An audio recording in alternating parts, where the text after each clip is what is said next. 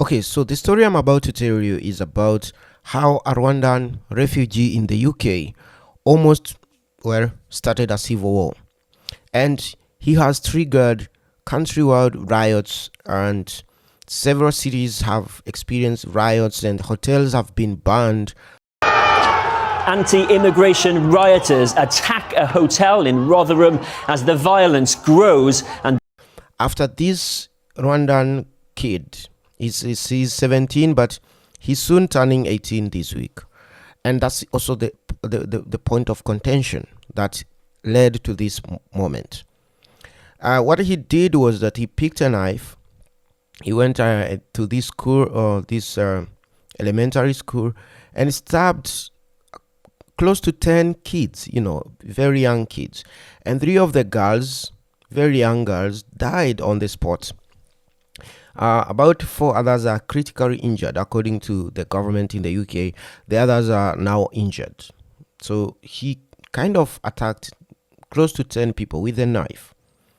And because of the law in the UK, they didn't reveal his name and his identity, but the rumors started making rounds on social media that he's a refugee, he's black and a refugee in the UK. And this is what happened, what triggered the riots, because once those rumors started, others took advantage for basically content. They started saying that he was a Muslim asylum seeker who recently arrived in the UK to claim asylum, that he has been on a watch list by the government, and so on and so on. So this actually got people emotional, and that's how the riots began. But then on Thursday, during the court hearing, the judge discovered that he was 6 days to his 18th birthday. So then the judge allowed the prosecution to reveal his name to the media so that they can try to stop these riots. So after that, the name was revealed as Axel Rudakubana. Rudakubana is a Rwandan whose parents went to the UK as refugees some time back. So definitely he's not on the government's watch list, and they are not Muslims, and they didn't recently arrive in the UK. But it didn't stop the riots because there's so much underlying issues.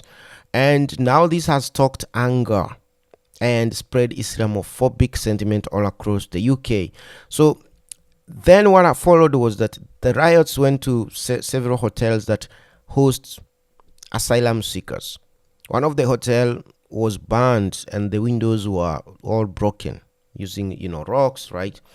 And then this has gone on. Now, some things that basically are suspicious is that what are the odds? What are the odds that the new UK government basically kind of abolished the asylum migrant deal between the UK and Rwanda the moment they got to office, and this Rwandan kid decided to kind of stoke anger and emotions around the same issue. I don't know, but what are the odds? Because me personally, it's like Paul Kagame activated this kid. He is from his community, the Tutsi. We have always to do that because they keep lying to the world, all this and that. But maybe he could have been on a mission to do what he did, a sleeper cell. When we talk of sleeper cells, we usually point at this Muslims and the Al-Qaeda, the Al-Shabaab. We don't talk about other people, but we have all manner of terrorists around all over the world. They could be used by governments to do certain things to basically bend other governments to the will of these other governments.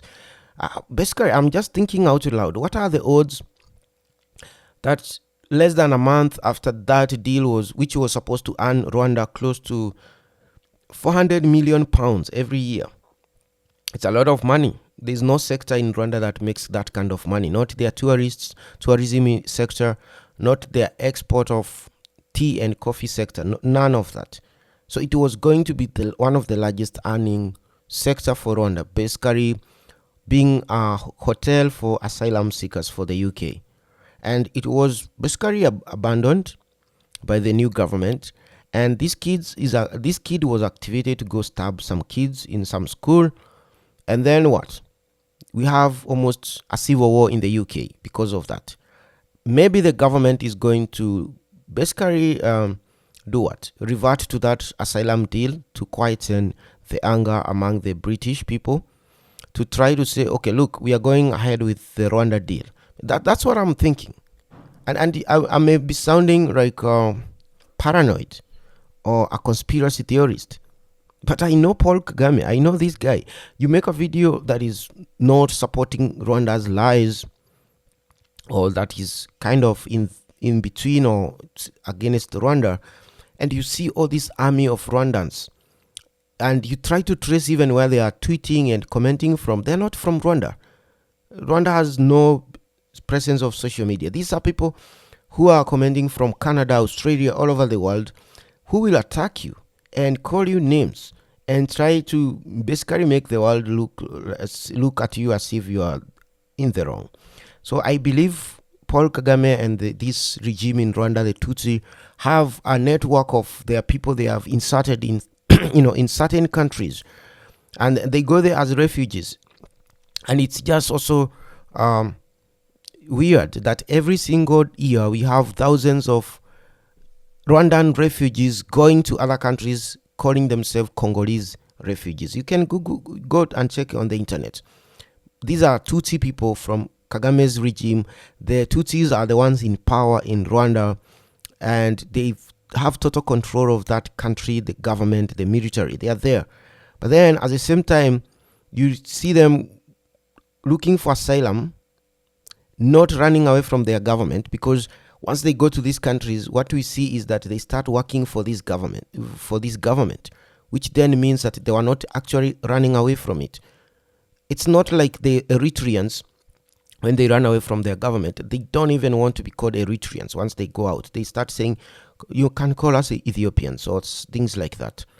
These are real refugees or asylum seekers running away from their government. But the Rwandans, who go mostly in the name of being Congolese, once they go to Canada, the US, the UK, they start working for this government, blogging for this government, meeting NGOs on behalf of the Rwandan government, promoting pro-Kagame agendas in those countries.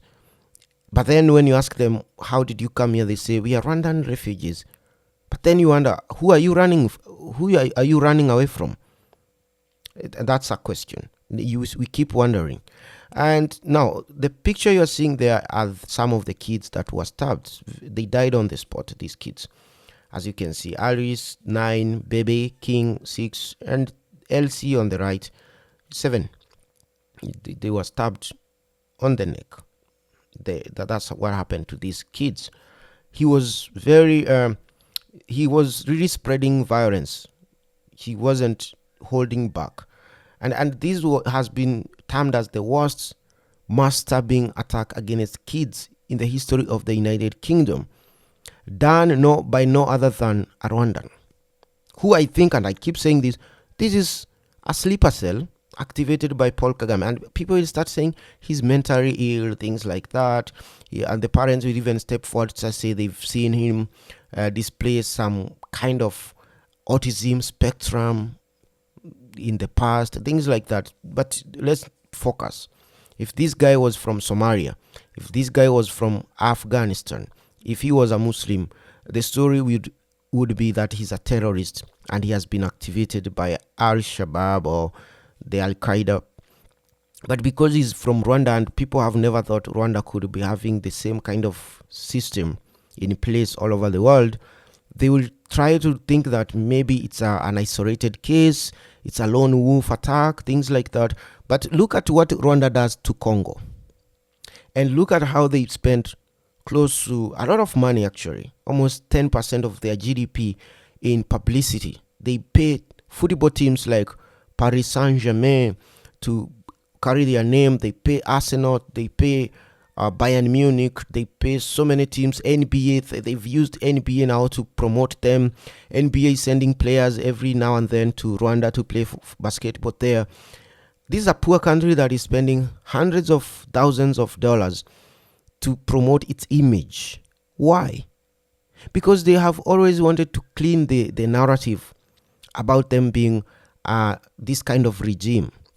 A regime that is no different from the Eritrean regime, a regime that is no different from the North Korean regime.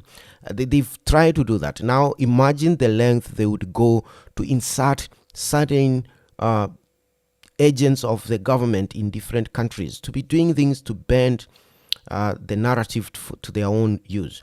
I believe this young man, Axel, was activated by Paul Kagame to basically try to make the UK government go back to the migrant deal. This is what we are witnessing. And I know a lot of people are going to attack me for this, but 3 months later, you're going to see what I'm talking about. The deal is going to be resumed, and migrants are going to be picked from the UK, shipped to Rwanda, and Paul Kagame is going to earn a lot of money from that deal.